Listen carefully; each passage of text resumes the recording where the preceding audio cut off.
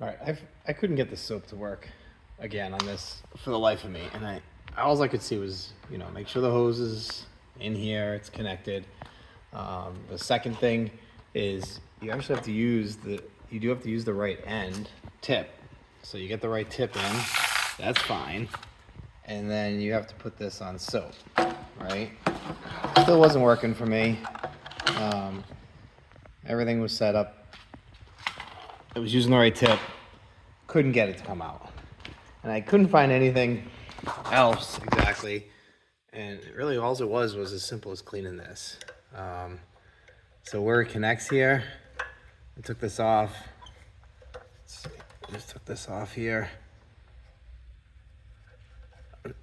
And there's a little, it didn't seem dirty at all, but there's this little spring inside. Let's see here. And a little ball. It's hard to even see that. Tiny little spring, a little ball. And really all I did was work something through here. Maybe just a tiny little piece of metal. It seemed clean. I dried off the ball, put it back together, and then finally soap came out again. So somewhere in there was something clogging this.